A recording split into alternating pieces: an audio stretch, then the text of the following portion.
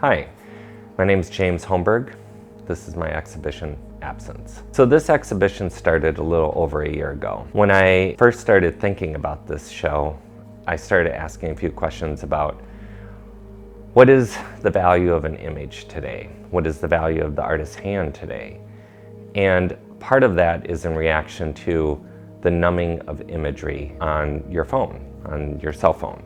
So I'm an artist, but I also have a foot in the tech industry. The oversaturation of imagery had a big influence in this show, along with what is the future of painting. How do I address the canvas and how do I address it in a different way? What I started thinking about was, the value of that image. Is the value of the image of a painting still important today? Is the artist's hand still important today? Does it matter if you see the oil on canvas or the brush stroke? And part of that is because of the way we share those images. A lot of my friends share images of their artwork with me, their paintings, and it's reduced down to a little 1" by 2" square. I started thinking to myself, I don't need that image to exist right now. I can document it. So those were the early influences of this exhibition. The way I approached this process was to document myself painting. The way I did that is I set up a series of cameras in the studio at different angles, and they would all take time-lapse photos of the process. Once a painting was done, or I felt it was done, and how do I find a painting done? It's like, it sort of is a composition. It's a balanced composition, which is the goal of an abstract painting. Once I felt that that was there, I would put my thumb in the wet paint and put that thumbprint on the side of the canvas. After that, I would scrape the painting with a large mudding blade and take that paint, take that content, take that image, and put it over on the pedestal that's in this exhibition. That pedestal became the collective for all the images in this show. The entire show has 60 different paintings in it, and all of those paintings now live on that pedestal. After I would scrape the paintings, I would wash the canvas with mineral spirits. After washing each canvas and painting each canvas and scraping each canvas 12 times, what was left was sort of this ghostly image. It was the residue. It was what's left behind after this conversation I've had with the canvas, after this experience that I've had with the canvas. And that's what the viewer sees. That's a way of documenting. That's a way of saying, yes, this actually happened. For the viewer, for the audience, when you walk into this exhibition, you're walking into something that has happened. You're walking into a conversation I've had with the canvas, an experience that I've had with the canvas, and you're sort of in an in-between spot. You're in between where the image once was and where the image is now, where the paint once was and where the paint is now. In that process, as a viewer and as the audience, there is an app that's also developed for this exhibition.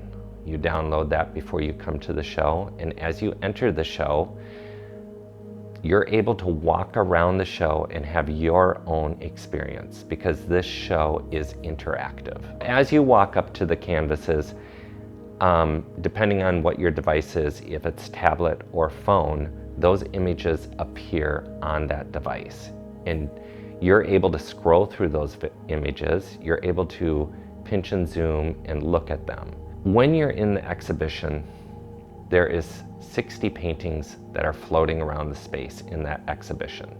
They are gone as they once were as a painting, but as you walk around with your device, you're able to grab some of those images, and it's proximity based. It's using Bluetooth technology. If you're in painting number 1, those are the paintings that are going to pop up on your device. If you're on painting number 4, those are the paintings that are going to pop up on your device. So it's interactive. You move around the show. The app works in a few different ways. You download the app and it gives you a few options. Are you at the gallery? Are you at home? And what happens after the show? When you're at home before the show, you're able to get some content, kind of gives you an idea of what you're walking into. As you walk into the show, that is the only place that you can actually see the paintings. That's the only place the content resides. And I didn't want something that you could be sitting at home on your couch and just thumbing through the imagery. That's what this is about. It's the numbing of imagery. You actually physically have to interact in this show. After the show, the app pushes you some extra content, a little behind the scenes and videos. For me, I think one of the most interesting things that happened out of this show is that during the course of this exhibition, we had a series of showings, and the audience would come in, and within those 60 images, they would find images that they found the most appealing to them. And I think for me, it was really interesting to have people come up and show me, I really like this image, or I like this. And I'm referring to it as an image at this point, but it was a painting and is a painting. I think that idea that it's lost, but yet at the same time, it's still accessible. You know, one of the things about this exhibition is that it's about the images, it's about the pedestal, but it's really about the things that are attached to a physical object. It's about the memories that are attached to a physical object. And it's about the story of that object. That object in this exhibition is the canvas. You know, what is the story of this canvas? What are all the things that have happened to this canvas? There's 12 thumbprints on the side of it. If you don't know, it leaves you with a sense of wonder, like what exactly happened. And that's sort of one of the things that this show reveals, is the story that normally wouldn't be told. In other words, when I usually make a painting, no one has the behind the scenes sort of footage. They don't have the story unless I tell them. But me telling them isn't necessarily convincing sometimes. They have to see it to believe it. I mean, this exhibition is also possible because of the collaboration. I've never collaborated with so many people in past exhibitions, but you know, all of the people that are involved in making this app, making the tech,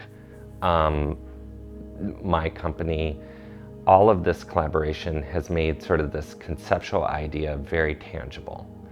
And for me, that's really exciting. You know, I think of what is the future of painting for me. For me, this exhibition is a success because it's really liberating in the sense that I can achieve more depth in the paintings than prior. You know, the plane, the flat plane of the canvas, that's a challenge to create depth. And my prior work has always been about getting depth into that painting. This process, bridging the gap between analog and digital, has allowed me to layer upon that surface, layer upon that canvas. It's indefinite how many paintings I can make on one canvas.